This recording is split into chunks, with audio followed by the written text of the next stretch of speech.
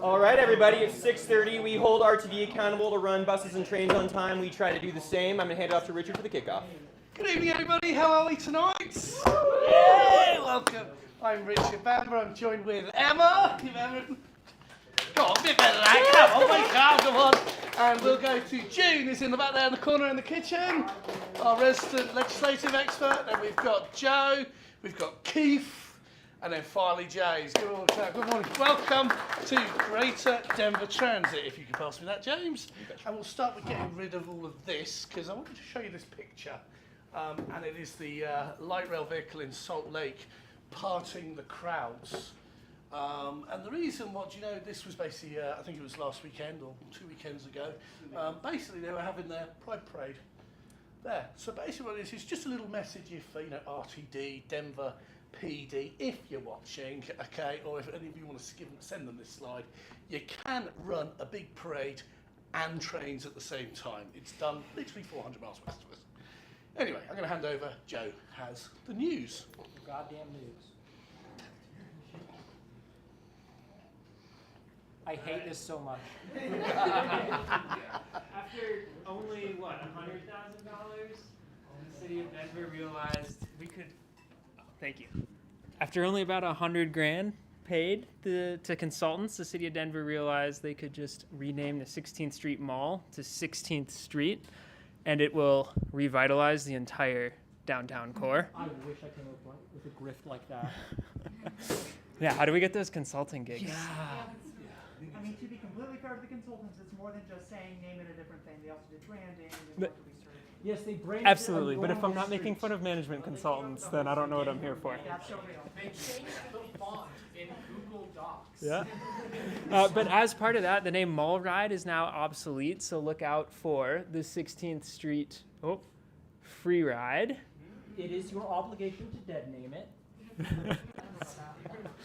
So they're working on rewrapping and relabeling the buses, so you'll see a slow transition over time as we get to the new free ride. Which won't be confused with the free metro ride at all. Yeah. Good thing nobody rides that one. Maybe the free street ride? The free. And the bigger piece of news that didn't require management consultants to be involved. Well, Perfect timing. Speedrunners, get ready, because you can now speedrun the rail. Slow zones are gone off of light rail, and we have the new and improved inspection standards now, so hopefully it means we catch this stuff a little bit earlier on Physically in the walking future. out and looking at the rails. So incredibly high. Yeah. We should give RTD an actual round of applause. The slow zones are gone now. Yeah. And they are now up to industry standard inspections on the rails instead of what they used to do, which was subgrading. So, RTD did something decent. So if you've been avoiding light rail because of the slow zones, feel free to get back out there. Now you Just- got to avoid it just for all the other reasons. Before 6 p.m. when they switch over to 30-minute frequency. So we'll push on that for the next piece. And I do want to celebrate them. I just also won't pull any punches.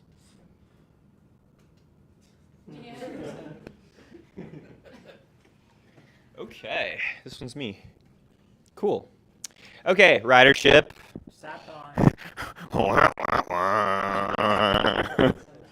Yeah, so just blasting through, you guys who are familiar with GDT, right, you've come to meetings. This is a slide that shows ridership over time, pre-pandemic. You can see on the left, current month is the furthest column. You can see that we were in a ridership recovery trajectory. We have not been on a ridership recovery trajectory for many months now. We have flatness on the buses and the heavy rail. Light rail is down significantly. The total system is down 4%.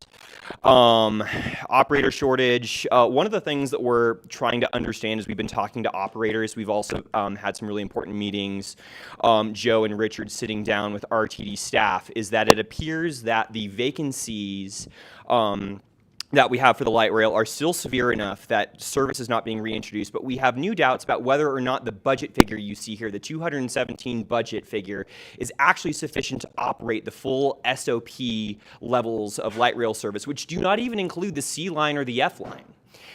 So we've got a lot of questions about this, but the key story is that there's a tremendous amount of hiring that's been done this year. Retention is still a problem, right? For those of you who are new to GDT, in 2024, for every 5 bus operators we hired, we lost 3. For every 5 light rail operators, we lost 4. So retention remains a huge issue, and we have questions now about the totals for budget. So I just want to bring back a slide that we previously presented near the beginning of the year once we had a full year of 2014 ridership, or 2024 ridership data. We had kind of this recovery trajectory that we can see stalled in 2024, highlighting this ridiculous amount of time that we'd take several hundred years to get back to 2019 at this rate. Here's this concerning problem, is that so year to date, we have got 4 months of ridership data now. Unless things change, we are due to be down 5% in ridership this year. And that is despite us, on paper, having fewer light rail disruptions than we had this time last year. So I got a question out here, Matri. I mean, anecdotally, I have been noticing some really strong ridership on the ENH. Pretty, because I know our numbers run a few months behind. Yeah, this is updated as of April. So, pretty fast after the slow zones really started cutting down. I've seen, full rush hour trains and some really strong ridership. So I would definitely want to see these numbers for, the May, June kind of period, because I have seen some some good ridership. But I would say the same that Adri's saying. I've seen the EMH have better ridership recently, but it's anecdotal. It's getting shorter though too. You're running 3 and now 2-car trains. So how much of that is just concentrated? No one goes there anymore. It's too crowded. So, but here's the problem, right? Is that the new board that we had created ridership targets for this year that talked about single-digit growth, mid-single-digit growth. We are mid-single-digit decline right now. So whatever happens for the rest of this year, right, we are off on the wrong foot. Is the only accurate way I think we could put this. So something to watch. We got one more question, Atticus. Do you think a rebranding of the system would help increase ridership? Because I saw this, someone posted on the thing where there was a commercial for the C line, and I was kind of charmed by it. And I was wondering, could that help ridership? Because I feel like a lot of people in Denver are like, oh God, At a certain point, if you build it, they will come. There are plenty of systems that don't advertise at all, but punch well above their weight, because it's mostly word of mouth. A big reason people don't ride the light rail is someone else got screwed over, and they're like, I'm going to a Rockies game, I'm going to take the light rail, and their friend's like, nah. But good news spreads. So one of the things that we've been warning about and sounding the alarm about for the last 2 years is demand destruction, right? Is that there's a huge cohort of especially commuters who used to rely on the E, the H, and the D, right, to get to work. And for many, many months in a row, it was incredibly unreliable. I experienced that myself. So I think part of this is we're worried that some of this is permanent, but I definitely would agree that RTD management should be doing absolutely everything they can to be promoting the stuff that when it works. The lines that work, the connections that work, right? We do have transit that works in Denver, and especially as it's coming back online, now is the time for us to sing its praises when it works. So yeah, one comment in the back.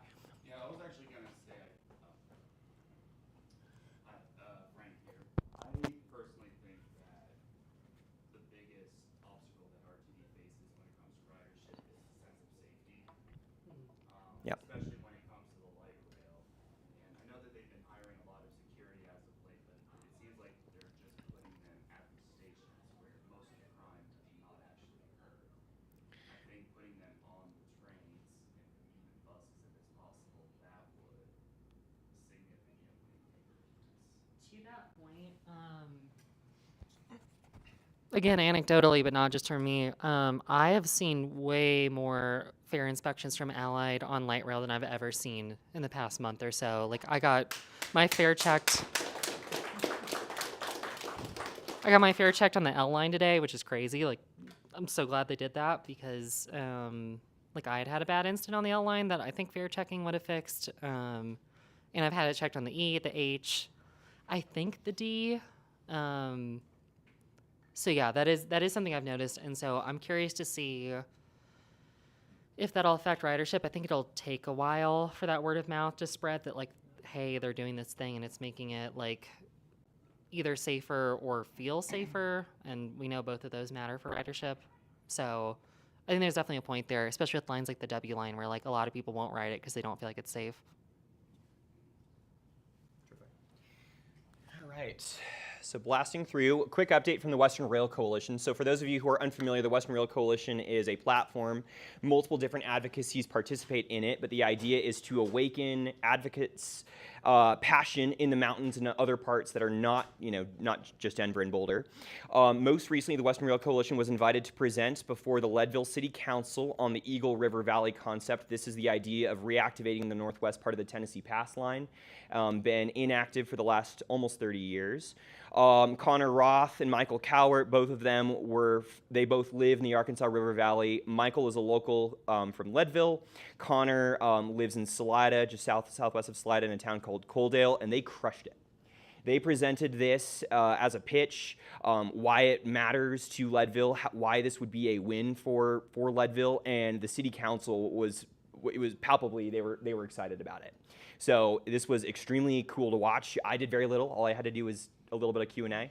But they carried this presentation, and I think what this, kind of the lesson learned from this in terms of an advocacy kind of takeaway is that especially when you are in rural areas far away from kind of like the urbanist Denver core, if there are local advocates that we can empower in these places that can lead and be out front, I think that they can articulate the value personally in a way that some of us, even if we've got all the data, right, you can reach people in a different kind of way. So at least in this case, I can just give it up for Michael and Connor because they crushed it. So, Connor, if you're listening, Michael, you guys did awesome. Common Leadville W, Minturn could never. Yeah. So yeah, if you want a laugh, there's a YouTube video of me going through the gauntlet of the Minturn City Council a couple months ago. That was very different. But yeah, so basically next steps on this. So there is a task force that's centered in Eagle County, a bunch of county commissioners, city representatives from Avon and some of the areas closer to Beaver Creek and those towns. They have a task force already set up that's been talking with CDOT, that's been talking with the freight railroads. There is going to be another conversation next week. So definitely stick around, keep your eye on Eagle County. And keep your eye on Leadville because there are people in the mountains who have a hunger for trains as well. So, Emma. All right, so something exciting, an actual capital project going on right now is Colfax BRT. And it's well underway. We just had an arch viewing June 9th. I know a lot of y'all were out there. We got some great banh mi's there. And, it was a fun time. The next one's going to be June 24th, which is the board meeting. So I believe we're inviting the board directors out for that. Yeah. Okay, cool. Let's put them on the 15th. Yep. Also, let's put them on the 15th. That's going to be detoured. So we're basically, it's going to drop you somewhere in the vicinity. We don't know. The agency won't tell us. But hey, why don't you rent services? So It's been detoured. At the moment, I believe the location on this is going to be Nob Hill. There's been talks of moving it to Buddy's where there's like a better case for viewing it because there's a patio and there's like more windows. But we will keep you posted on the Slack if that location changes. But yeah, be there Tuesday, June 24th, Nob Hill. I'll be there. All right, Keith?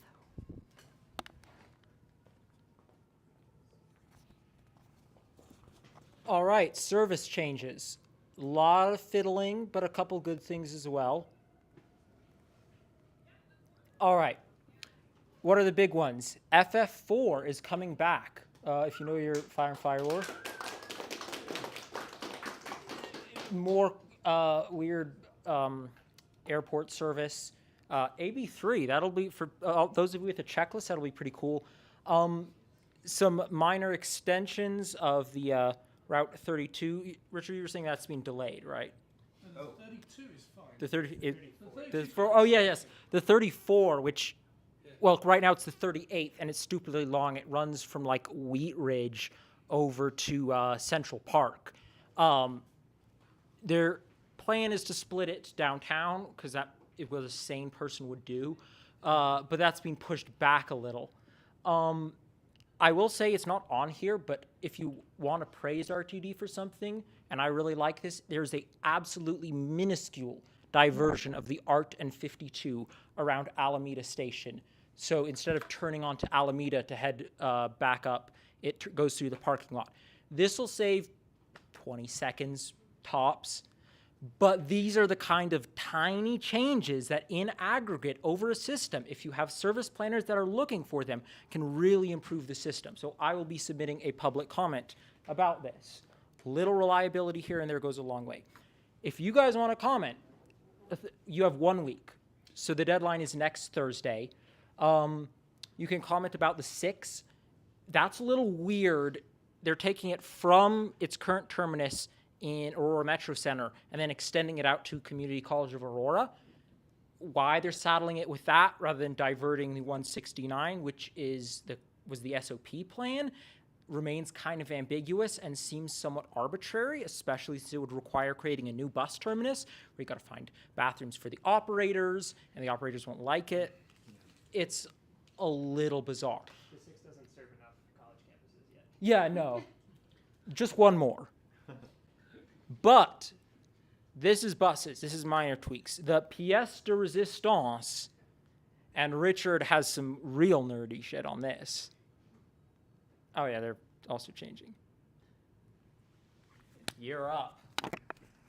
Light rail, so the downtown rail reconstruction is back this fall. That means they're going to close the downtown loop, and this is what they have decided to do. First, thanks to Jackson here for getting this map done in very quickly. So we'll give a clap for that. That is actually we got this done. So that's actually what the light rail system will effectively look. Basically, the big changes are going to be the D line will become the secret C and go run to Back in the day. Yeah, okay, and will run to Union Station. The H line will become effectively a little shuttle running from Florida to Southmore, and then, as ever, the L line. Anything complicated downtown, get rid of that. Take the L again. Ridership this year. Sorry? That's why we're going to lose ridership. Yes, so we're going to not run the L line for a third of the year. We gave the service planners quite a bit of a grilling actually. So we do actually think we got understanding about it. There was a couple of questions asked. Basically, that's a little bit unambitious to run stop the H there. Could it run a little further north to I-25 and Broadway? And the conversation got into the track layout. So I thought we'd show you. So thanks to some maps that Joe managed to get hold of them. Here's the track layout at Southmore Station. Okay, I'll explain how to do it. And I'm going to add some annotations. Does that make it a little bit easier? So This feels like the diagram from Star Wars, and they're like trying to blow up the Death Star, and they're like, go down here. Stay on target. Yeah. that's the strangest analogy I've ever heard. It's railway signalling, but whatever. Okay, so basically what you have is where it says south, that's the station, the island platform station, and you've got this sort of pocket track and quad crossover arrangement going on where trains can basically be taken in the middle of the two main running tracks, and then the junction basically running up here, so Ridgeway Parkway straight on, and you swing left. One thing of note is that is not a diamond, that is actually grade separated in pretty much our favourite piece of rail and road infrastructure in Denver, isn't it? That's the thing. Anyway, so what happens is our H-line train is coming in from the Florida direction. Big mistake. Okay, that's what it is. And what he does, he comes in and he runs into the pocket track like that. And what will happen is in the way the service planner described it to me, is we're going to sneak a southbound E-line train just before it. Okay, so that southbound E-line's got those southbound passengers coming out of downtown, heading home, and then that E-line train will pass, and once he's passed, the H-line train can come in to the southbound platform, okay? And that's where it can start to, the operator can lock up one cab, book to the other end of the train, check the train's fine. Turn it around. Do the turning around, so it takes a few minutes. But while that's all going on, a northbound E-line train can come through and draw up against, which means if you are travelling north all you're going to do is run across the platform to get the trains. And we're promised that this is going to be pretty tightly and nicely scheduled, work pretty seamlessly. As I say, once the E-line train is gone, or doesn't even depend, our H-line train can set off back to Florida Avenue. So it should work quite well. I'm going to be excited to see how this works, okay? So, any questions on the light rail?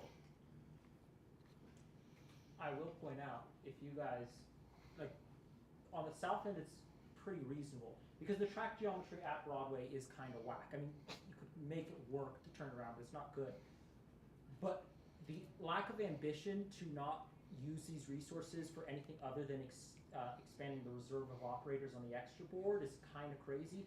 Given that, get a light rail operator talking about doing a layover at Florida Station. It is awful. There's nowhere to get food. There's nowhere to escape being right next to a highway. And you only got 15 minutes. And the nearest place is more than a 15-minute walk there and back. So why they didn't extend it further up with the resources they saved from cutting it back, I mean, screw you. No one cares about Aurora. So I think just before I answer that, the question is this. We'll reveal the little sort of secret that's been going on here. Right now, RTD does not have enough operators to run its light service. Okay, there are a couple of trains have to be cancelled a day. The idea with this, and it took a while to get this out of them, but basically, the hope is this fall is by not running these, running only a third of the H, not running the L, we're basically going to right-size the light rail service to the operators we have. So if you're thinking there's going to be a bunch of spare operators sitting around, there won't be. No. But the idea is we should at least get a service that runs. Yes. Oh, sorry. So I was wondering, they've diverted the D to Union Station a few times now at this point, and I'm wondering, I know RTD is like poor, but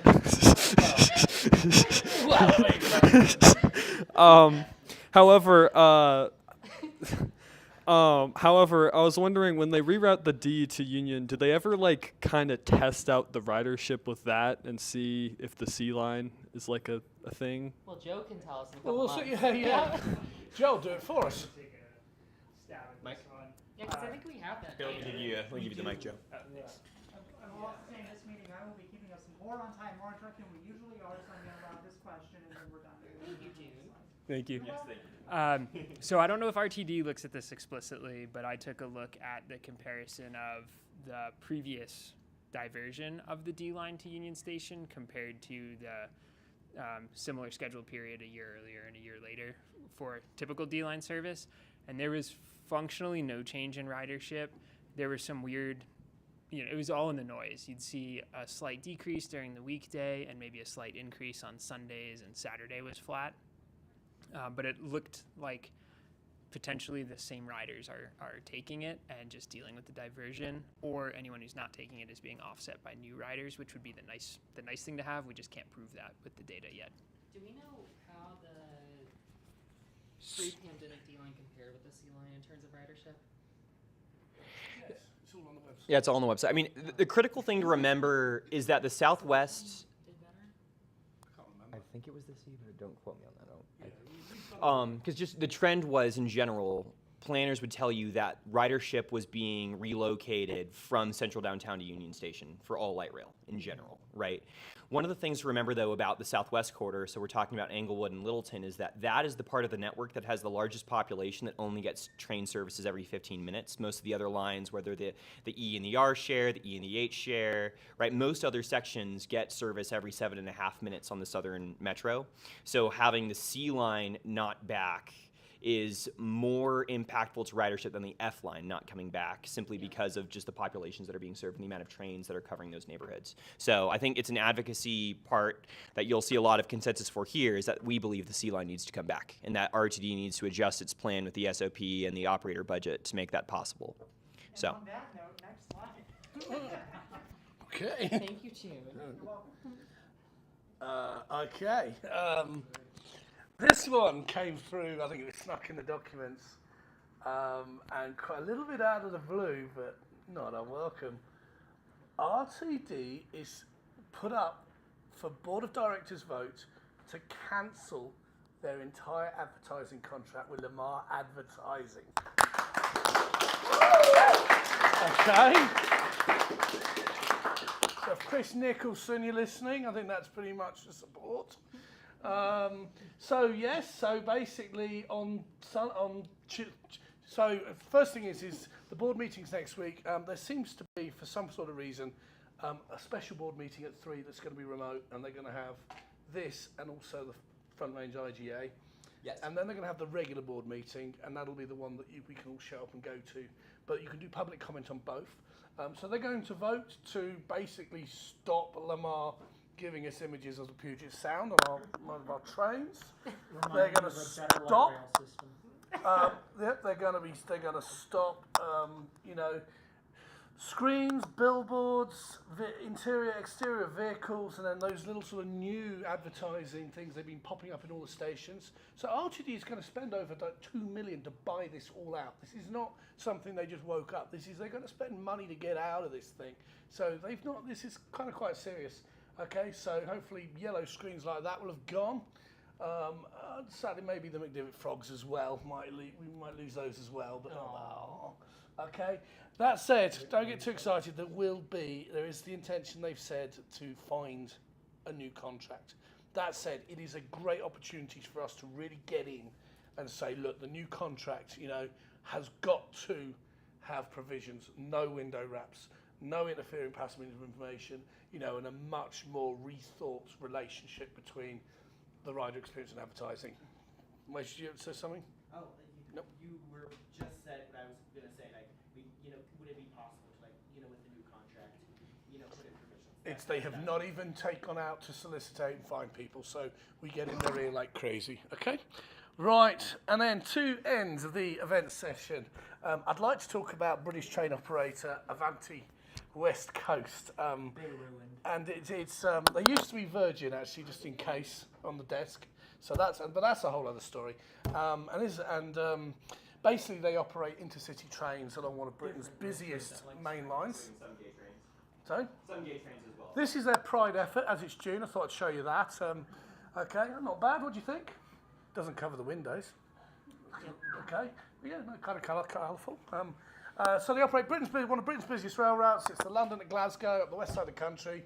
Big spurs going out to Liverpool, Manchester, Birmingham, and North Wales. It's run by a combination of First Group, who are the ex-RTD contractor, and Italian state railways. So how bad are things in Britain that we need the Italians to help us out? Okay. Them or the Germans. All right. And I'll say that the customer, their general sort of perception by the British public is not that great. Sort of things late, overcrowded, dirty trains, non-existent customer service, stranded passengers, sort of the usual. So They're not southern. yeah, southern. Yeah, this is not Southern Fail. Okay. So anyway, what I want to show you was Nope. Skill issue. Scale. We're good. skill issue. Let's keep this rolling. We are behind. Keep going. Hang on. Right. Anyway, so moving on. Slides this afternoon. Hang on, moving on. So the thing is what happened is the Pendolinos, when they were originally ordered by Beardy Branson's crew, were 9 cars. Okay, so we had a 9-car there, basically electric EMU sets. They do their tilting trains. And basically what they did is, in kind of convention to British intercity trains, they numbered them A, B, C, D, E. Basically, if you're on a British train, you're in sort of A's and B's, you're in steerage. If your letter is sort of up there with KLM, a Dutch airline, you're kind of in first class. Catering's around H, okay? So that's what they did, okay? So they decided, in a bit of common sense, that they were going to break the train here and drop in 2 brand new cars like that to make an 11-car set, okay? So then it came to the question of lettering the coaches. So first, can we give me one suggestion? G, yeah, so we did G, that was pretty easy. Getting a bit harder now, isn't it? F sharp. Well, what happened is, so the great thing about British and Japanese, and unlike Amtrak or the French, is they always have a couple of unreserved cars. It's a walk-on railway, okay? They'll never tell you sorry, the train's sold out. You can always cram on board. It's not quite Indian Railways, the roof, but you can squeeze on. So they said, as we always have an unreserved car, we're going to call it U. A, B, C, D, E. Some of you are a bit ahead of me, aren't you? Would you like to see how this manifested to what the actual passengers see?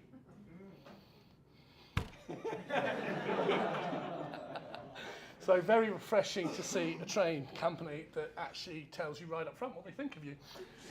That concludes the news. And we're rolling into events. Keith.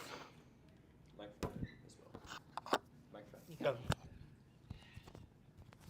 All right. Well, I've already made the pitch for board meetings several times, but I will say the next one, be prepared for it the real one to start a little later, because they love going into executive session right as the last one, the pre-gaming ends. I don't know who's yapping. My money's on Brett. But pull up 2 public comments is great. You can tell them what you think about maybe being able to see outside. And then, so, here's the doozy. I was, again, going to make cool bus operation comments, but that has had to be postponed again, because at the next meeting, the RTD board is going to be presented with the results of the survey that RTD has been doing about their customer experience. I know a lot of the board has been emailed this already, but I don't know if they've looked at it. But Joe has, and it's a doozy. They basically investigated themselves and found that they are doing an absolutely amazing job. They are doing stellar. New York has nothing on us. I don't think all of the board is going to buy it. Maybe some might. Maybe they might be a little swayed. But I do know if you look at the answers, they're not bell curve distributions. Do we have a theory as to how the Stasi got involved with this operation? Well, how many people do they say they interviewed? It was a few thousand. 1,800? Yeah, about 1,800 people. Not great sampling, clearly. And also some of the questions, as you were pointing out, they're like, how late are your buses? And it's like, always on time, a little late, a lot of late, but your bus is either late or it isn't. Yeah. So by like chopping that up, you kind of like spread the load of the people saying my bus is late, and so you get a really big spike at people saying my bus is on time. I mean, Joe can get into it more, but if I turn this in as a project at my university, man, I would be expelled from the class. Like, this is whack. I wish I could grade my own papers. That'd be so cool. So yeah, pull up. Rowdy times are always had. Texting about the directors while you're watching the directors. Embrace your inner gossip girl, you know? Tier lists on Yes! while you're watching. Directors, if you're watching, if you want to have up on the tier list, you know what to do. Oh, damn, who's that? Keith, before we go to the next slides, is public comment in person available at the special board meeting, or is it written? No. So no, 3 p.m. remote, fully remote, 5:30 hybrid. So we could have the interesting situation where we all meet and sit there commenting remotely in Yeah. the lobby. I mean, that's what they're going to do, because you can't get from District H to here between 3 The and big one 5. about 3 p.m. is they are going to be going through the IGA for the joint service that is now in the pack. The final negotiated one. Do we have an agreement on the block? So by Tuesday afternoon, rail in Colorado could be a massive step forward. Matri? With the advertising contract, will that be voted on at the special meeting? It will be, yes. Okay, so if I want to Surprisingly fast. if we want to make public comment on the advertising contract, they want to go online 3:30. You said 3. Yeah. And do the public comment for that. And the Write IGA, your directors now, right? Text them, email them, you know. I promise you, Release the letter we're writing I think to them, their Chris is inbox my is not director. He full. very much knows my thoughts on this. Oh, he knows mine. But also with the IGA, I assume we're not going to be voting on that, just going through the contract, or No, we're voting on it. we're running on it. Needs a 10-person majority of board. Okay, That's what I say. so It's a big day about Tuesday. 2/3 ish. Is Matt 2/3? Yeah. Yep, and that is the only question not allowed. We're moving on to the next topic. Keep going.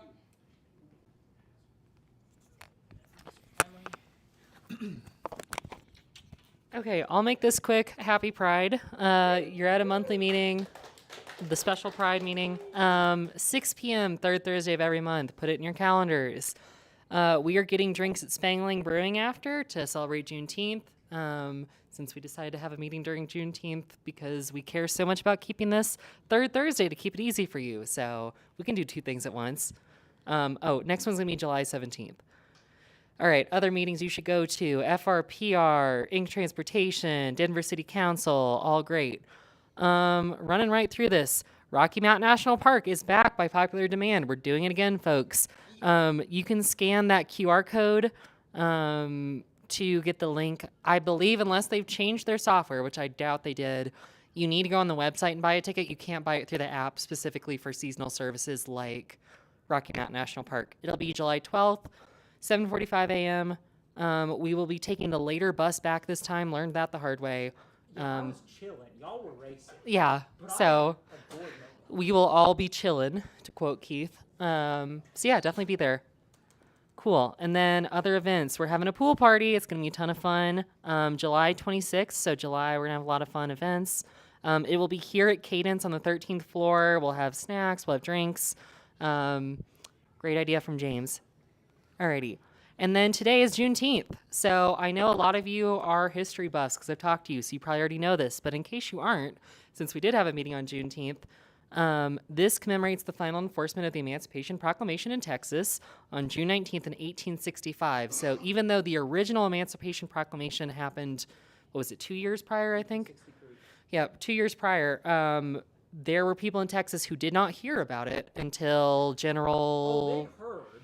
They were Well, just waiting for the on the official general to show up and actually enforce it. Sherman didn't go far enough. Train get delayed. Yeah, the train got delayed a couple years. And unfortunately, if you know the lore on this, slavery still continued in America in other forms, even if it was de facto rather than de jure, through things like sharecropping and black codes. And that continued on for decades, like into the 20th century.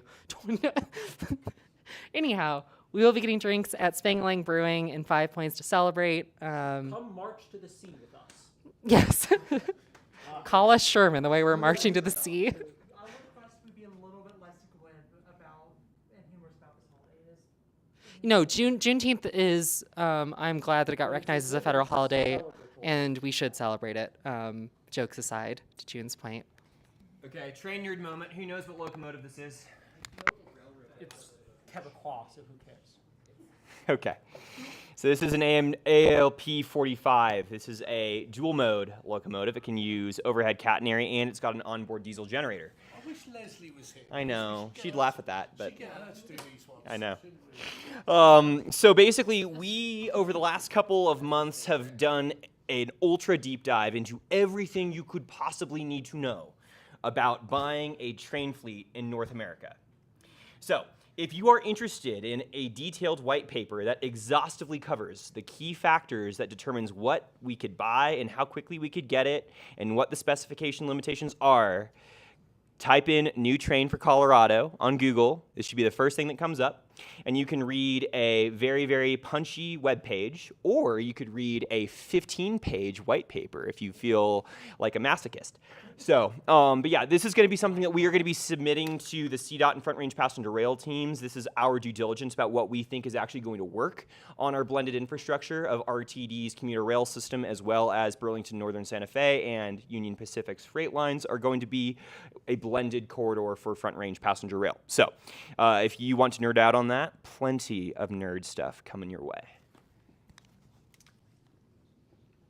All right, so we're going through the projects, and I'm not even going to say many words on this because we don't have to get time to get into why minorly diverting the 7 improves access to One King Super up in Thornton. But look, you don't need to know what they are. This is with some, there might be minor tweaks. None of this is like locked down, but especially within Denver city limits and pretty much Aurora, the west side, and the south. And all of the north except for a few routes, this is pretty much what it'll be looking like. New pride flag just dropped. Yep. All of those are the frequencies. The faint light blue and pink are 30 minutes, but reduced span of service. Reduced. It goes to 10 p.m. The dark brown, red, and purple are 30 minutes all the way to midnight. Orange is 20 minutes. There are no scheduled 15-minute services, but there's a lot of synthetic 15-minute services by overlapping 30s, which is what the yellows are. Greens are 10. Teal is 5. Lime green is synthetic 10. And that little kind of turquoise is synthetic 5. And the dashed lines are express. Synthetic 10. Yep. So this is several thousand man-hours of work. But I thought you guys might like a look. Now start fighting over it. I do. I also want to acknowledge Cyberpol's ability to jump into this project and like get us moving in the right direction. Because without him, Keith and I would be spinning in circles. I would be over like the smallest changes. So thank you for. I'd helping us also get like to a point acknowledge where we can do Psychopol's so. wonderful singing abilities that we saw at James' birthday party a while back. Because I think that's also super important. So, but on that, please do, if you do want to get involved in the bus plan, talk to Joe, talk to me, talk to you. Y'all want to look at Excel spreadsheets? That's the next step. It's not only Excel spreadsheets. There's Sometimes it's Google Slide. Google Sheet. Yeah. All right, now work. We're running ahead of time now. Hell yeah. Waiting for stop a couple. Oh, then you two. Yeah. Do not run the buses early, please. Oh, sorry, we'll do that. Right, okay, hi. So what we have is a little bit of a group activity. Also, you can see, before we get into it, you can see James yelling enthusiastically in this picture if you squint. Oh, God. There. Yeah, what are you yelling something at Danny, are you? Behind you. Okay, so campaign work. So what we have is we have 5 campaigns. I'm not going to say they're new, okay? And we'd like your help this evening. I'm going to go through 5 campaigns. What we're then going to do is going to break you off into 5 groups. Each group will pick a campaign, and what we're going to do is grab your help, your brainstorming of how we're going to get these from just a pretty little presentation page to, you know, actually landing the thing and making, you know, change happen. So I'm going to run through quickly, and then we'll get you all into groups and do that. Okay. So starting off, downtown bus plan. Okay. I think we're not going to go through the plan. I think it's pretty clear. We've gone through this. Summarise it. You have one line. Put him on the spot. Make downtown easy to understand and safer to make transfers. Semicolon. Good. That's fine. Brilliant. Okay. If you don't know the bus plan right now, you should feel bad, and that's a personal moral failing. Now, James. You, and then that's okay. And James will tell it to you in his sleep. Okay, so there's that one, but basically the campaign ask is, we ask that DOTI and RTD work together to adopt the thing. Actually now, it becomes not just another plan. So that's one, okay, thoughts are. We've also, all of these now have links to SurveyMonkey. We do request people do shoot these QR codes and answer the single question. Okay, it really will take you 30 seconds, okay? And I guarantee most of our surveys are going to be 30 seconds of your time. We do not do what some of the other consultants do and ask you to rank things 25 items and do that 3 times and you've lost the will to live by page 5. This is 3rd grade crush level. Circle yes or no. Like, Yeah. do you want this? Do you not? Right? Yeah, like really honestly, we're not going to be subject to use those and this thing. So moving on, the second one. Simple ask, really. You probably know. Anybody not know about this one? No, they're all familiar about that, okay. But we want to get it moving, you know? Yep. Quite literally, the extension is there. People there, we're going to go up on a little field trip to look at it tonight, so that's one group. And the request is, I will read that RTD works with DOTI. You could probably add some other people they need to work with as well to just get the damn thing finished. The next one is the soccer stadium. Who knows what's the issue with this one? Pedestrian bridge? I just put a Q. Yep. The bridge. Or lack thereof. The lack of. So basically this one is the main issue. All these pretty little renderings of the soccer stadium. Not a lot of cars, not a lot, but also not a lot of access. Everyone's gone, well, there's a light rail station there. But what's the point of having a light rail station if you've got a big whacking great freight railroad in Yeah. the way? So basically what this will do is, here's the current thing, they went, well, there is a bridge there. Freight causing issues for We passenger already have a rail? That's bridge, crazy. okay? And just so you're looking at it, the walk to the bridge will be sort of across the parking lots, sort of divvy off to the east a bit, underneath the light rail track, around and down up there, okay? So that's about Tuesday at Orchard half a mile. We need to come up with a dance move. Yeah. The Broadway? So the right, so anyway. Yeah, like down, round, down, something tango. Down, yeah. 25 The tango. alternative is if you actually did that, okay, build a bridge, you could just go straight to the stadium, you know, and nothing says we care about public transit by actually building. So it's as simple as this. Right now, okay, Denver, you'll hear the 70 million figure. 50 million of that is for Denver to acquire the land, and so that they'll be the ultimate holder of the land. That's not up for debate. There's 20 million that they're giving to this stadium district to cover things like setting this stadium into the community, you know, including things like sanitation and utilities. There's a nasty thing that they might have snuck in some highway improvements, and what our job is in this campaign is to say, get the bridge into that 20 million. This seems Okay. like a much simpler solution. You put in an automated on-demand pod system. Get out of it. Get out of it, and you can For June. So, additional quick context on this, the highway improvement that was talked about was encapsulated in a 2017 IGA that the developer entered into with the state of Colorado and the city of Denver regarding adding another lane onto Santa Fe down there, So right? fixed traffic, right? Yeah, definitely. And basically another northbound lane, specifically a turn lane, so people can get into that stadium area. Originally, that was going to be residential and commercial mixed-use development. That has stalled because, well, that was signed in 2017, and economic conditions have slightly changed since 2017. So that's why the stadium is going in there instead. But there is a budgetary figure for a pedestrian bridge that was released by the city as a part of the Vibrant Denver Bond Program. It was one of the projects that was explored. The current value for that, the current cost, is $31 million. That includes a full pedestrian bridge with elevators going from the kiss and ride, so like that little drop-off loop by that station, over the tracks. Then basically this bridge, but on the north side, pretty much exactly. So the cost of that is $31 million. That is a little bit more than 20 right now. So the request is Denver and WSL, that's National Women's Soccer League, so that's what the team's apparently called. They haven't picked their Denver stupid team nickname yet. CDOT. Denver FC, I'm shooting myself. Have some creativity. Well, we got the Rapids, right? So what about like the calm? I'm not getting into an argument over soccer. I'm not getting into an argument over soccer team naming The Denver right Prairie now. Dogs. The Denver Prairie Dogs. I'm briefly curious why. I've seen this pedestrian bridge so much. Why is it over there, not next to the light rail station? It was due to do a different thing. I mean, it was simply due to do a different connection.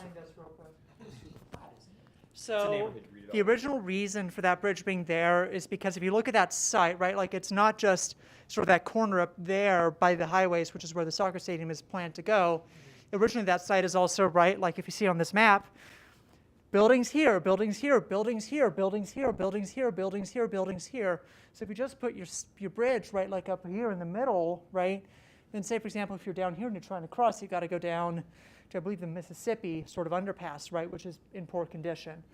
So basically they put this here because the original plan was, well, there's going to be stuff all along here, right, and this would be more central in that development. So it'd be more useful for more people. Tree problem. Yeah, however, if your main development is going up here instead, it makes a lot less sense. So that's why the bridge is there. It's because it was built for a development which currently doesn't exist, and they still hope to build, just that the financing isn't lined up quite right now. So, but they put in the bridge first because they issued some loans from some metro districts in order to build that thing. So that's why that bridge exists in that location specifically. It is for things other than the soccer stadium. Okay, so there's that. So that's one campaign your group might want to choose. The next one, back to a familiar subject because this was written before breaking news. After the advert watch, you know, some more life. There you go. There's another example. So let's just say the cancellation. The cancellation of the contract is obviously nationally good news. Obviously, if we don't land something on the campaign, RTD might go back and sign exactly the same contract. It'll just be a different supplier. So this campaign, this summer, we have a golden opportunity to get this message driven home. As I say, window wrap, we've obviously seen some of these images, and it's request that they put the policy in that stops the windows being covered. You've got that one. That QR code there has got over 290 yeses. So if you haven't said yes, let's get up to 300 tonight. And then safety and security, which is me getting whacked on a bus.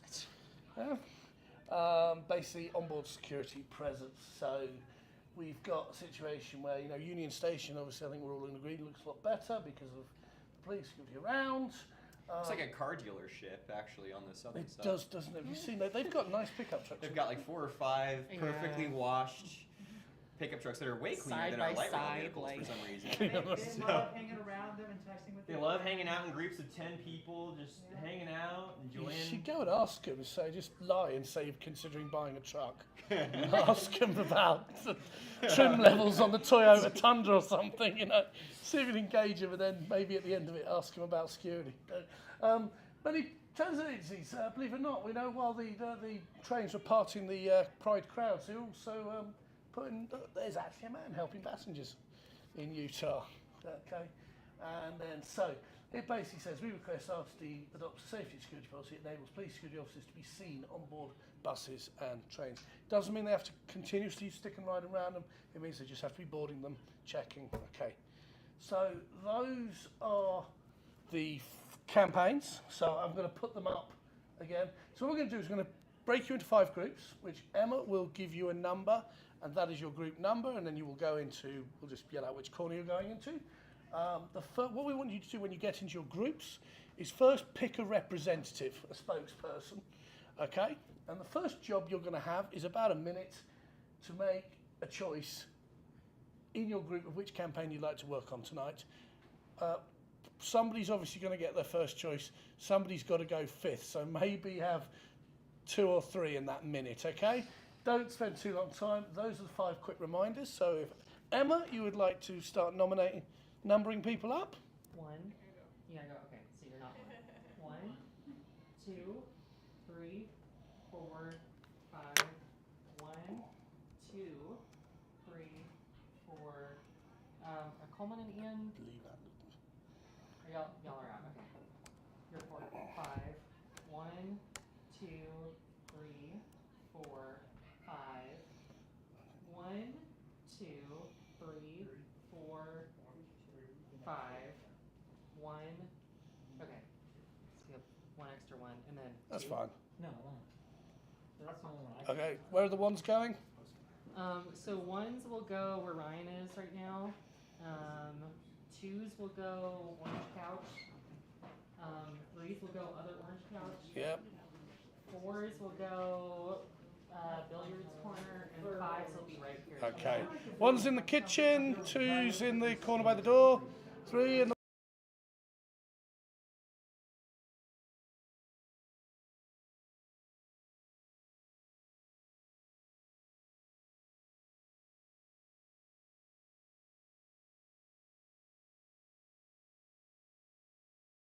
corner by the door, 3 in the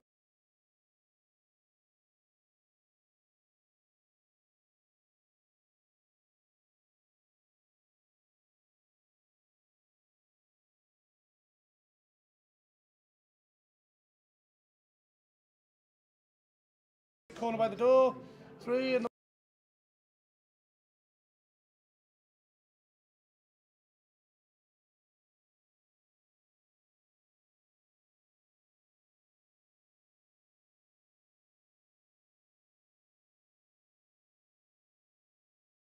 corner by the door, 3 in the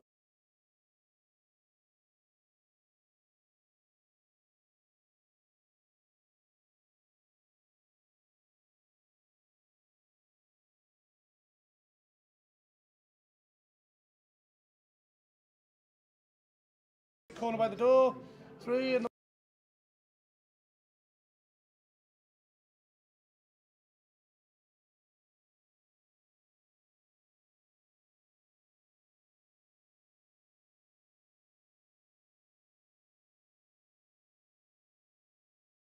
Corner by the door.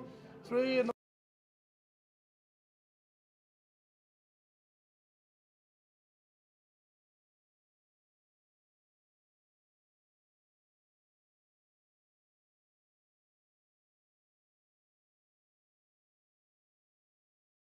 corner by the door. 3 in the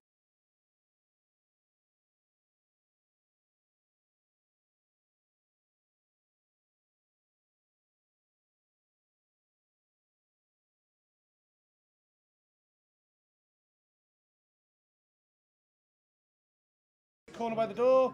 3 in the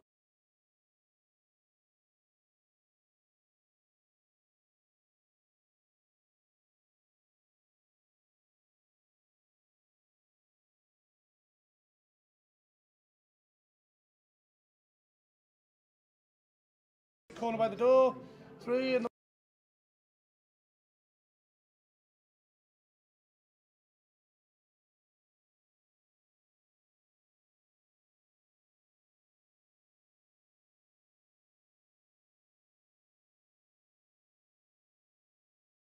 corner by the door. 3 in the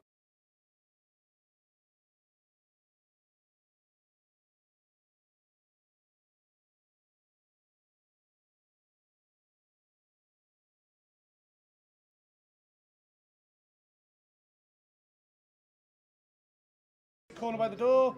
3 in the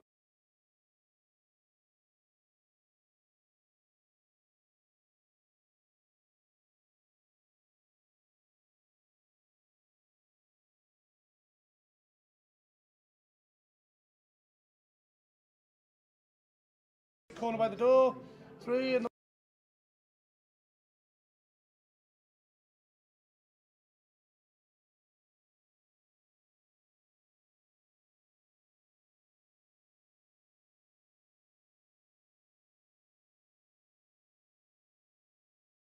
corner by the door.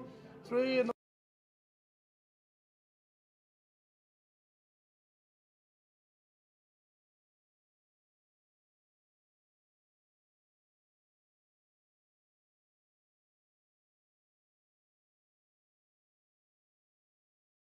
corner by the door.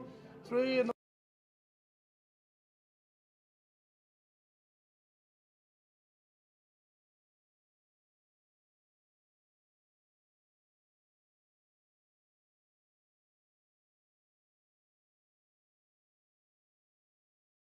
corner by the door. 3 in the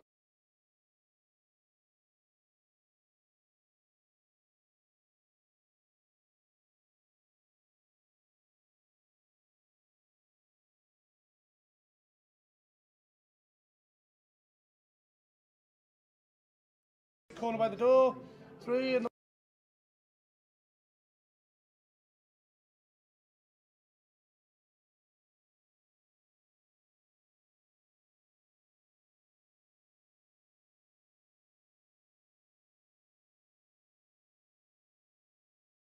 corner by the door. 3 in the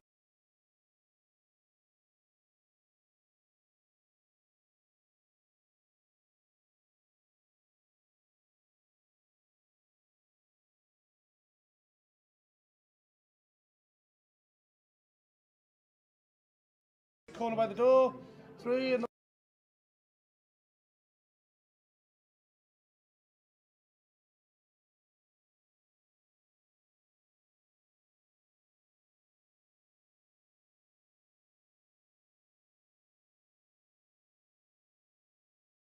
corner by the door. 3 in the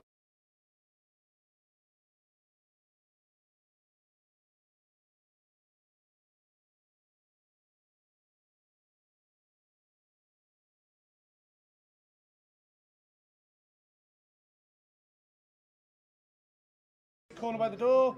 3 in the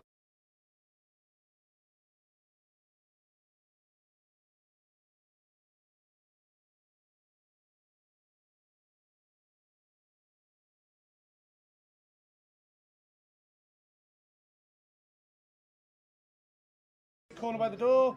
3 in the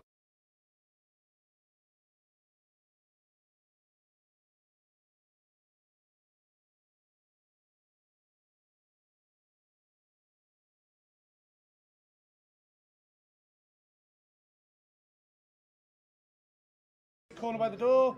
3 in the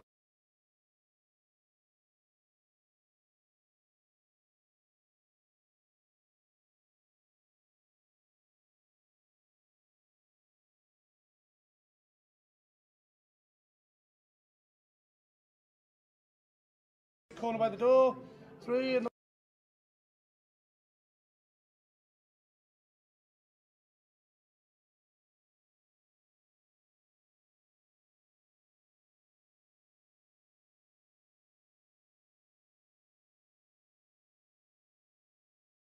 corner by the door.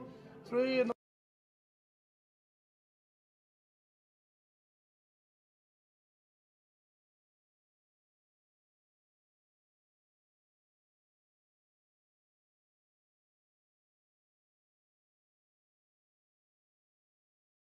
corner by the door.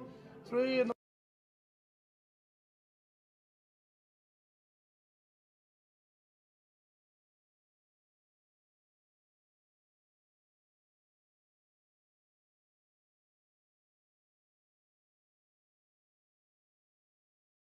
corner by the door. 3 in the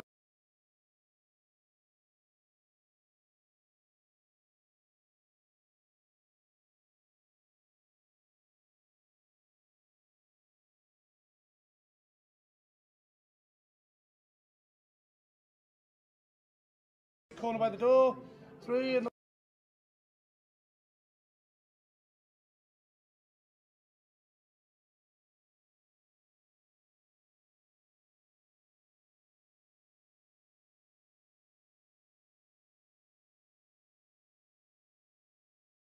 corner by the door. 3 in the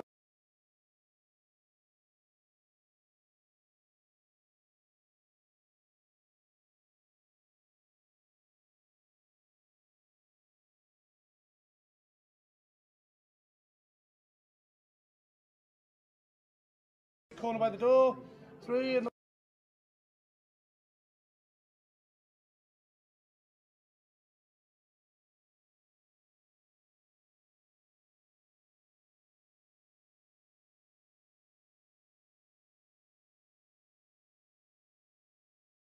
corner by the door. 3 in the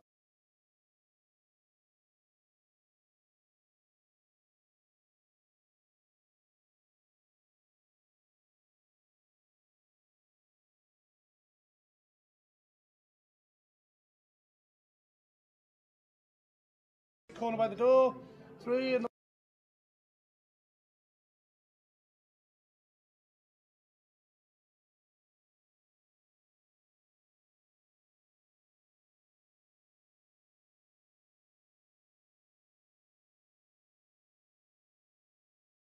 corner by the door. 3 in the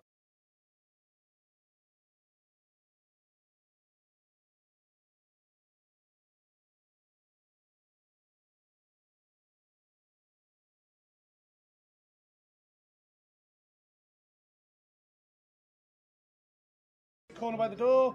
3 in the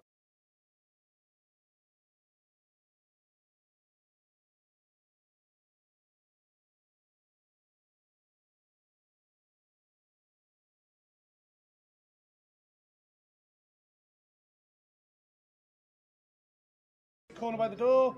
3 in the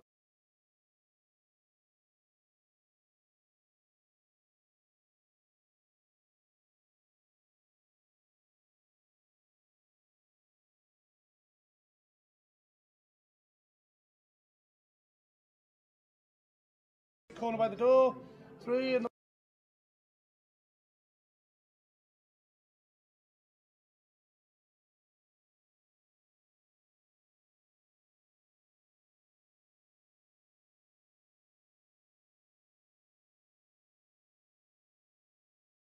corner by the door. 3 in the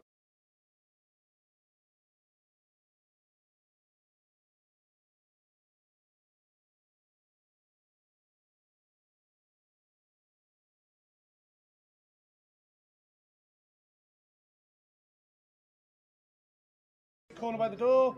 3 in the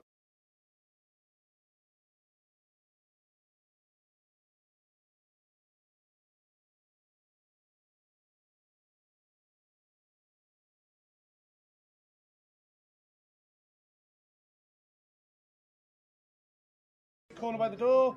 3 in the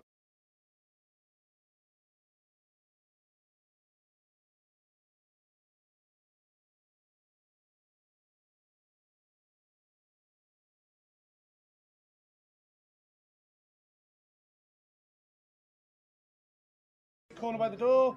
3 in the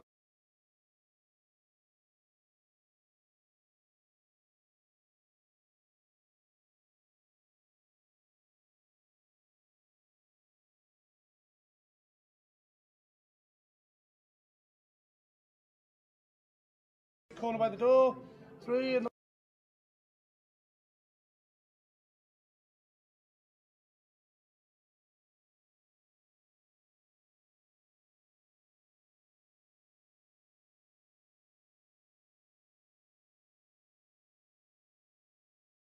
corner by the door. 3 in the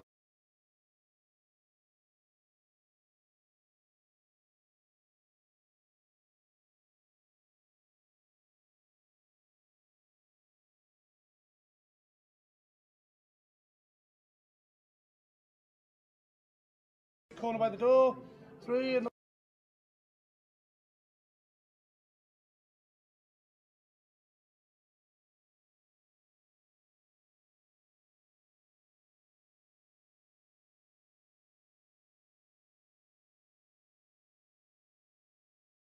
corner by the door. 3 in the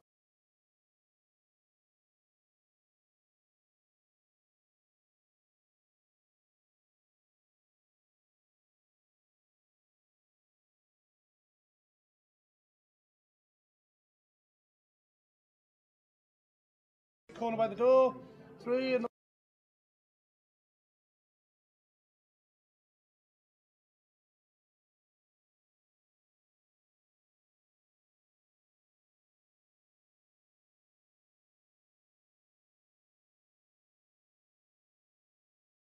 corner by the door. 3 in the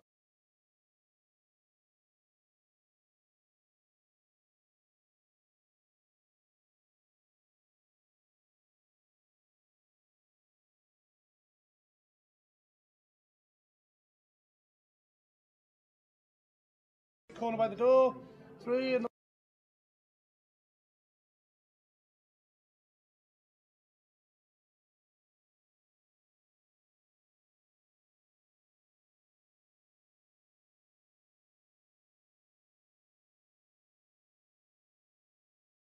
corner by the door.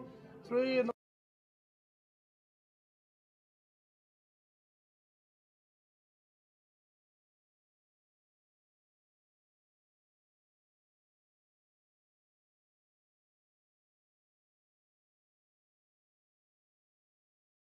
corner by the door. 3 in the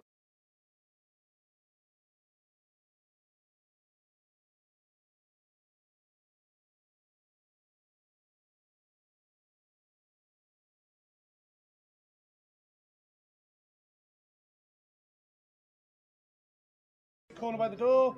3 in the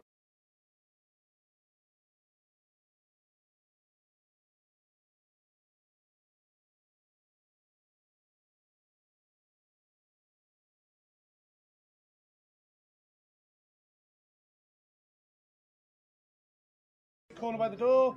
3 in the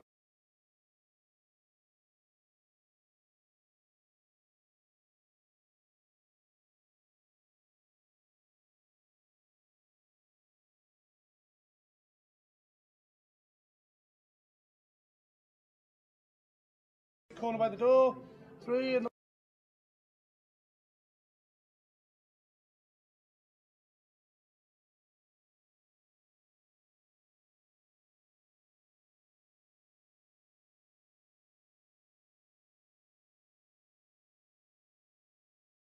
corner by the door. 3 in the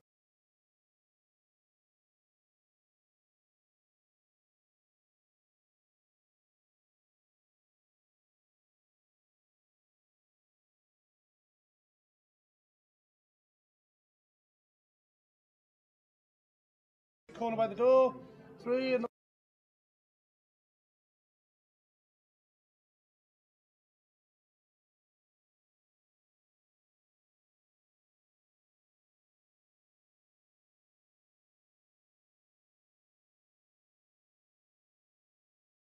Corner by the door.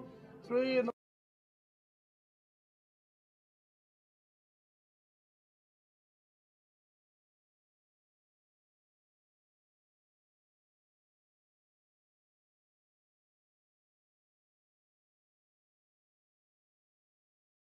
corner by the door. 3 in the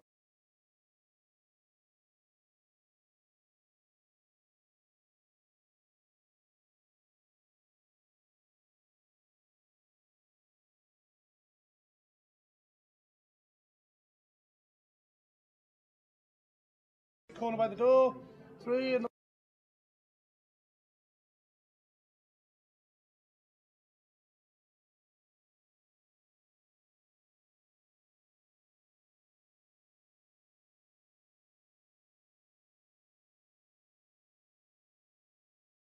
corner by the door. 3 in the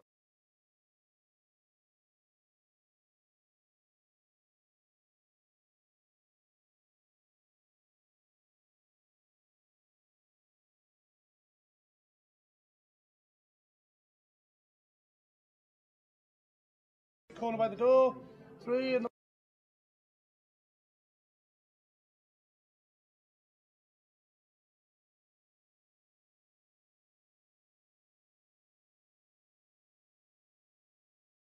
James, are we doing stickies? Have we got tape? Corner by the door. 3 in the Yes, I gotta hang on. I gotta get. Literally, you start when James finds the tape, and you're going to go over the window, yeah? Or are we just? Well, I. Or should we just lay it down on the? Should we just lay him down on the pool table? I mean, my. Unmute your Google. No, that's fine. What? I need more tape eventually, but this you gotta see. Don't change that window. Are we starting? Oh God. Now he's lost them. Okay. Sweet. All right, who's up first? Group. One. Just group 1. All right, group one. Got me there? You go here next to Joe. Sure. Okay, we have a few things, and our topic is ads, and it's especially timely given the subject of the special board meeting next week. And so I guess our key messages, what we want to convey is RTD is probably going to seek another advertising vendor, and they're going to seek new ways of advertising. And that should be done with a rider-first approach in every way. So, for example, I think it's not just not covering the windows, but it should also be focused upon not disrupting rider understanding. So this comes to public information displays. And in terms of getting other people convinced on this, you can tell them stuff like, the beauty of Colorado. Can you see outside of the window? I took a ride on GS today, and I think it's RTD's prettiest route. Yeah. Let's see. Aside from RTD, who should be approached in light that this is already a board meeting agenda? Nobody. Should the campaign ask be changed? Yes. I think we came at this with window coverings, and we should be coming out of this with what are defining a complete set of policies for their next advertising vendor. And so some of the things that we kind of came up with here, public information displays. Are we going to obtrude people looking at the schedules or knowing which stop they're supposed to go to? We should be looking at, if we're going to have ads, perhaps they could be community and rider focused. Ads that are relevant to not people who are driving outside in cars, but the people riding the buses. We don't have it yet, but I think you'd be pretty frustrated if you went to open the My Ride barcode app or Next Ride and you got a mobile ad. Before it happens, we should prohibit mobile ads. Yeah.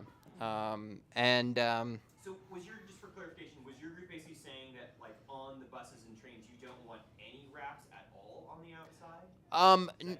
No, I think wraps are fine, but they should be aesthetic. They should be writer focused, and so that means that the content of the advertising should be focused on the community that uses the buses. It should not cover the windows, and ads are probably fine, but let's do so in moderation. So like a G line might have like an Old Town Arvada ad on it or Yes. something. Yeah. And so. In business improvement districts, their ads would go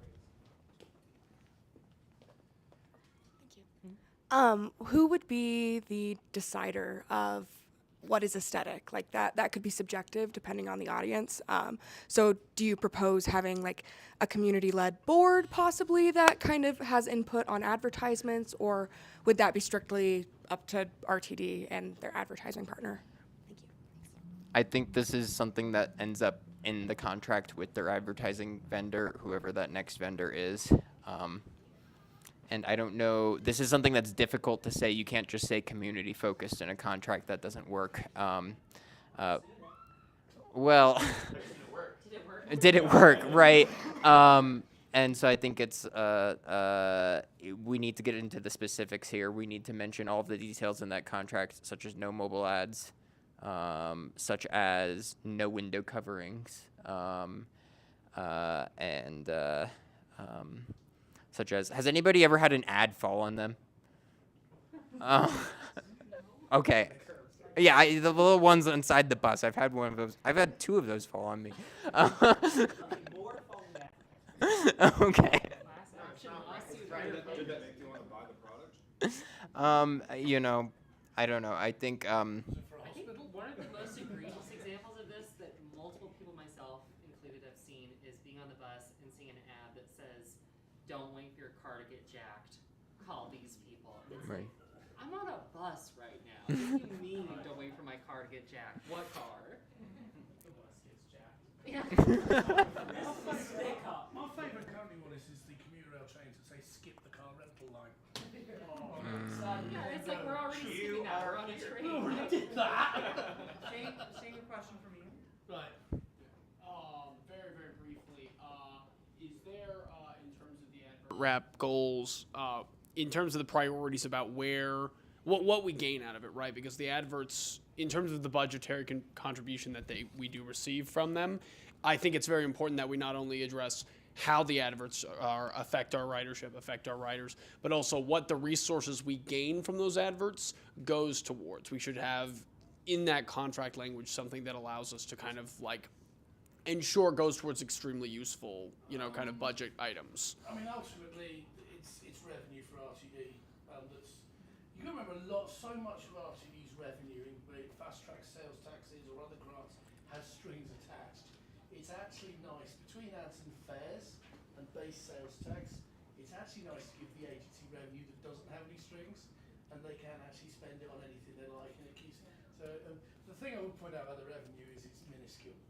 We're talking a few 2 million, a year. The riders contribute 65 million in fares, for example. That's all dwarfed by sales tax. So there is now a legitimate argument just to not bother with all of this. There's also always a cost with adding additional stipulations towards how revenue can be used in a government, right? Because, well, when you have that additional stipulation, you need to ensure legal compliance, right? So the budget people need to make sure that that fund goes to the right place, and that takes time, and that takes effort. And if it was gonna end up in that place anyways, why have that extra thing on top, right? It just doesn't, it costs money, which is unnecessary. Okay. All right, Jack, Matrix, super quick. Yes, so just on that, you're talking about the revenue. Since you've got all those additional stipulations on like what ads can be shown, that will hurt advertising revenue. And like at that point, like what do you even, like why have ads in the first place if you're receiving even less than a minuscule amount than we already do? Like, good argument. yeah, like like why don't we have a space, in our lives where we're not bombarded with ads if it doesn't actually help the agency, Content focus versus form focus, right? Like, how do you display the ads versus what's the actual content of the ads? Before we move on, I am going to give us a note where we are in the agency. This campaign actually has been out for a while. We actually have nearly 300 so kind of changing the campaign ask isn't really feasible. That said, there is another campaign sitting there that covers the digital signs. Certainly that one has got so few that we could talk about if you wanted to adjust the ask on that one. Let's move on to group. Are we going to go in order? Group 2? Group 2, you're up. Spokesperson, please. You're supposed to have decided about 15 minutes ago. Come on, guys. Just both come up. Come on, both come up. There's the chairs. Yeah, 2 is fine. Two First, tell us spokespersons, what more campaign. voices. Did I leave half the papers? I left them. Use this mic. I'll take this one. Oh no, I have half the papers right here. I'm gonna set those there. Okay, I'm gonna do the first half. So, our campaign was extending the L line to 38th and Blake Station, and the three key messages that we need to focus on as to why this is important is number one, accountability. Basically, RTD is contractually obligated with the taxpayers of Colorado to finish the extension to the L line because it was outlined in the Fast Tracks plan that passed way back in 2004.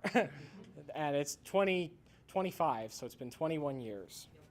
The second is connectivity. This would invariably fix the largest missing link on the RTD rail network that currently is served by the 12. It's a bus, but it's a double transfer, and that's not how you get good ridership, is having to have multiple transfers like that. So this would drive up a lot of ridership to the downtown loop, to the Welton corridor, to these important historic areas of Denver for people transferring from the commuter rail, from the A line. And that leads into the third point, which is community reinvestment, because 5 Points is a very important cultural, historical district of Denver, and this is a reinvestment into that community to improve transit, to improve connectivity. It will be massive for the economics of 5 Points, of that community, because you'll have more people going through there on trains. And it's also so now we'll move on to the, God, I'm trying to go too fast, I think. Okay. All right. So moving on to the three things that we need, the three entities that are the main three to be approached to support this campaign. First is DOTI, DOTI, for funding and for just general support of this major capital project, which will probably be in, the range of a couple $100 million. The second is the 5 Points Business Improvement District. The more we get them on our side, a lot of local businesses, local owners and shops who will benefit massively from this extension, from this improvement to transit service. And then the third is the City of Denver, because the L line extension is the only rail extension on the Fast Tracks, it's the only unbuilt rail extension on the Fast Tracks plan that's in Denver, because the C line, Southwest Corridor extension, that's in Highlands Ranch, and Northwest Rail is in Boulder, Broomfield, etc. But Denver itself could match what Lone Tree did to, basically Lone Tree pitched in a good chunk of the funding to extend the light rail through their city. Denver should do the same to improve light rail access and connectivity in our city, which is a much bigger city. And now I'll hand it off to Maitri for the other two, the campaign ask and So in terms of the ask, we wanted to kind of move away from the language on the L line a little bit, because part of that, improving connectivity is nixing the L line, putting something else back up so you can get rid of some of those unnecessary transfers to get down there. So moving towards maybe improving rail service rather than extending the L line, just in terms of that. And then for like getting people to take the survey, something we really focused on was like directly interacting with business owners, like with the 5 points bid and all. And because if you like people, want their like local business to stay open, want that to thrive. And if you can have like, the coffee shop put up, a QR code at the, at the counter, like while, because if it's like a 3-minute survey, you can do that while you're waiting for a coffee, right? And if you can get business owners really aligned, that can like very easily like pass on to customers. So yeah, that was the big, we really wanted to focus on business owners for a lot of the outreach in terms of this. All right, well, fantastic. You're up. 3, who's it gonna be? Sports ball. Should I go up there Sports or is ball? here fine? Why don't you come up here? Yeah.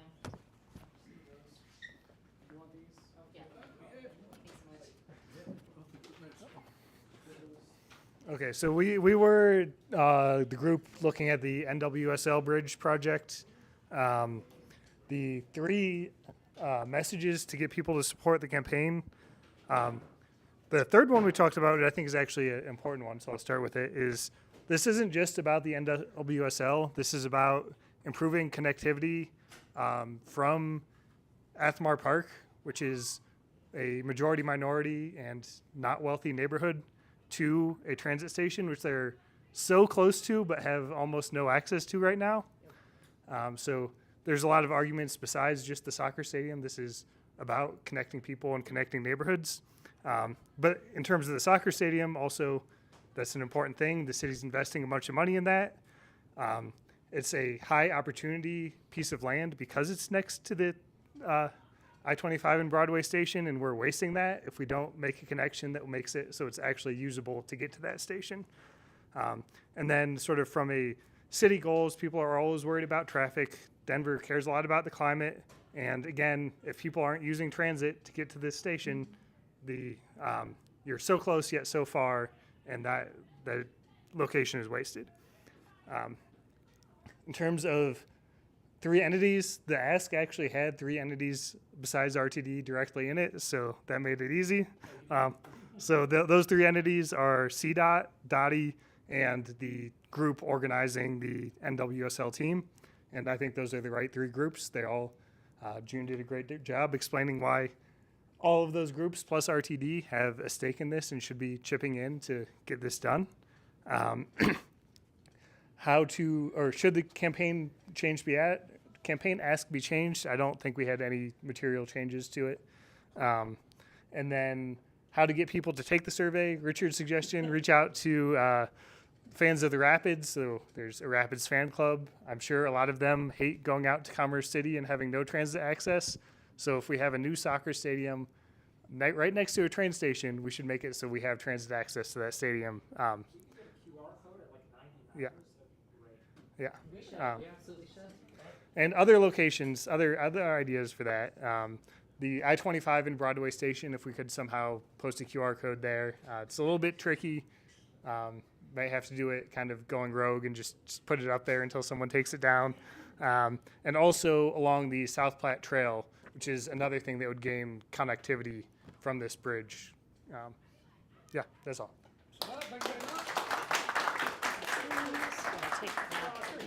Group 4, you're up. Let's go. Oh, thank you. I believe you guys are downtown bus plan, right? Yes, we are the downtown bus plan. Okay, so our 3 key messages that we did was simpler routes.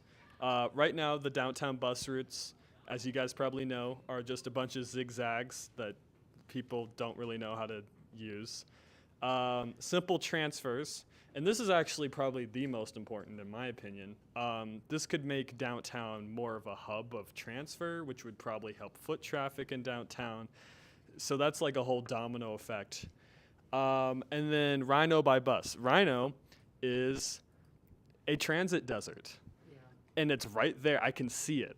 I can see it from here. And it's a transit desert. So that's bad, and we need to fix that right now. So this should help fix that by rerouting the metro ride to Rhino. So aside from RTD, Downtown Denver partnership, so they're always trying to get more foot traffic, more business, and I think that if we made a giant transfer hub in downtown, that would kind of help, business. Dottie, that's a good one. And then Dr. Cog, all these routes are regional, so it would kind of help connect the region together if this was kind of a big transit hub. I think, as you noticed, Lodo is probably one of the better parts of downtown, and that's where most of the transit is in downtown. So I think maybe that has some sort of correlation. And how to get this around. What we could do is we could put wraps on the windows, just block everything out. But we should put QR codes on the buses. Also, I feel like putting QR codes in the free mall ride maybe will help, because sometimes it will get crowded. And when you see a little QR code saying maybe we should have less crowding, that could help. Or QR codes in the zigzag buses and the bus stops. Do you want this bus stop to be improved? So I think, and people care about improvements. People want better, travel experience. So, we could also put people's emails, I don't know what that says, but yeah, Chris and people. Neighborhood organizations.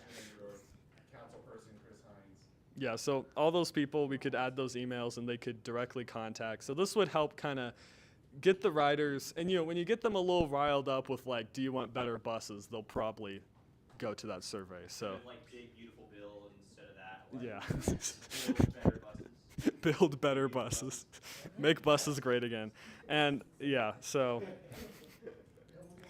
yeah. Did I miss anything? No. Okay, cool.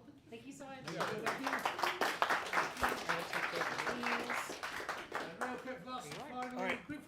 I'll keep it brief. The purpose of our campaign, basically improve customer experience, make the buses feel safer, increase ridership. If people perceive the system as safer, more people will ride. And then also focus on a nonviolent, community-centric security system and kind of engagement with the policy choices. And so people we should engage, we talked about local police jurisdictions, obviously, and then also civil rights groups or police violence groups to engage, see how police departments can affect people in different ways. And then maybe this wouldn't be somebody who would support the campaign, but somebody we could collaborate with is UTA or the MBTA does a really good job having these people at the transit stops, just helping guide people, making people feel safer.